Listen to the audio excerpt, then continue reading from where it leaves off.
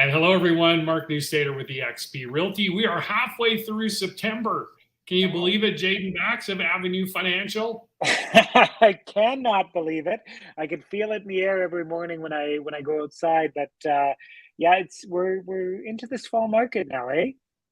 Yeah, we are. And with that in mind, have we kind of come out of our summer slumber, as I posted in the tease for today? Well, let's take a look.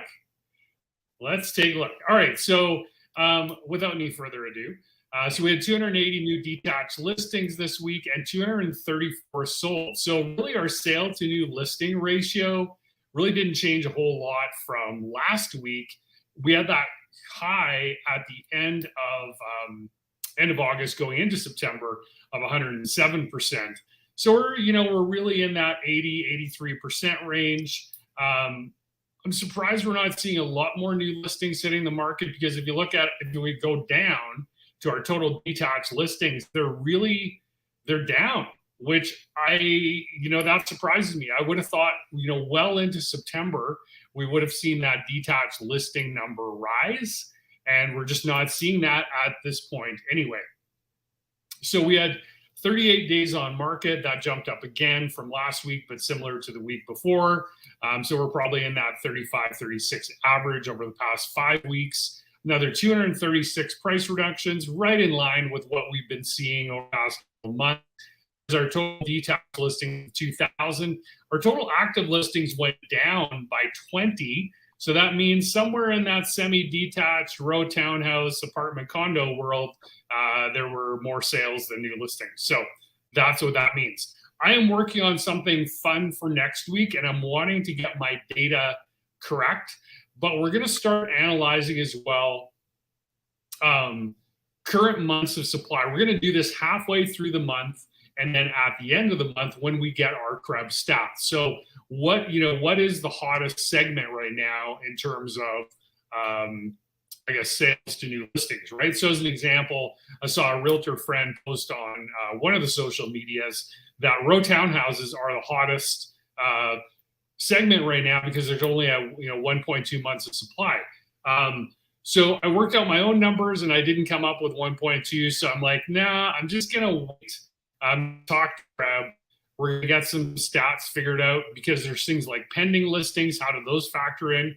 Because essentially, to go back here, months of supply is your total amount of active listings divided by the numbers of sales, and that will give you 2 or 2.3 or whatever, right? So how do pendings play into that? And so we're going to get that figured out, and we're going to start talking about that here in the next couple of weeks. So when we look back at last year, sales are down slightly, about 11%. New listings still in that 21%, 22% down from last year. Active listings, 21% down. This is really, I like showing this because it's kind of fun to look back a year, but this has been a broken record, Jaden, would you say, for the last few months here? Yeah, the numbers don't change. It's funny that we look at the active listings down and this and that, but these numbers year over year, they're not changing. It's the same thing every week, it seems like. Yeah, exactly. And so when you look at, there's our days on market at 38. Pendings, still way above where we were last year. One thing that I find interesting here is that, again, I had a conversation with an agent in Vancouver area this morning. They're talking about, big price reductions on listings, things like that. One of my colleagues, Grayson Magnus, just put a listing up in Diamond Cove, which is kind of in the Deer Run, that general area. Diamond Cove is like a little cove of properties, and it sold in 2 days. Don't know the price yet because it's not firm, but so like, honestly, if you have a home that's $500,000, $600,000 and under, I still really firmly believe, as long as you price it accurately for the market, you're going to sell super quickly. There's just not enough inventory, as you can see, and we have been saying for certainly since July 1st, there's not enough inventory, especially under, and that's corroborated by Krebs stats, not enough inventory under 500K. Interest rates, Jay. Interest rates, and actually, so it's before I get to this, it's not. Yeah, so there's not actually a big change here, and there's I was we're kind of seeing a little bit of stability week over week right now, but there's things coming. We're kind of seeing the bond market go up, so those fixed rates can start going back up a little bit again. But it's interesting. I was talking to a cousin is a fantastic mortgage broker on Vancouver Island, and somebody who has 20 years of experience, and somebody that I lean on. We were chatting earlier today, and he was talking about how their market, just like you're saying in Vancouver, Mark, how their market, they're really starting to see those listings under ask, and there's people that have a sale that hasn't gone firm because it's subject to the sale of another house, but those people are willing to wait. And so when we talk about market specific things, it's so true. Like we're not seeing that in Calgary. And one of the things when I look at these rates that I want people to know that these are also market specific rates. Um, Right. that 444 is only available in Southern Alberta. That's a Connect First Credit Union 5-year fixed rate. And everybody else is around 454, 459. And so a credit union is only in your local market. Some of our national lenders will give rate specials in Alberta because they just seem to think that maybe they have too much money invested in Ontario and BC, and so they want to try and get a little bit more money into that Alberta market.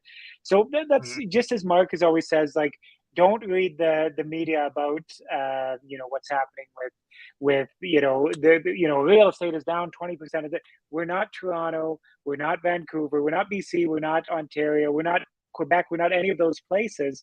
These rates are for you here in Southern Alberta, and many of them for all of Alberta as well. So just something to keep in mind when you're reading that interest rate hype online. There's a lot of local things that go into what an interest rate is as well.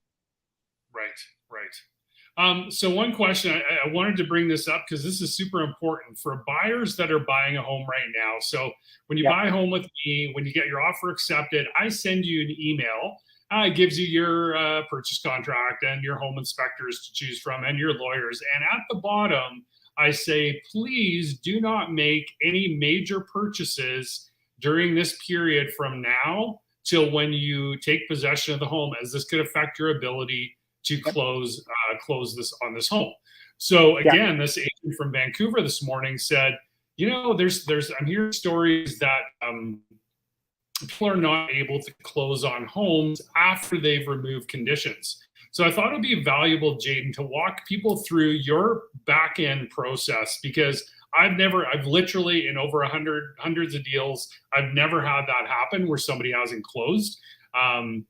Because we're very on top of it. You're very on top of it. Yeah. So walk people through the process. How could that happen? Because he was making allusions to the interest rates going up as the reason to why that they couldn't close, but their rate would have been locked in. No.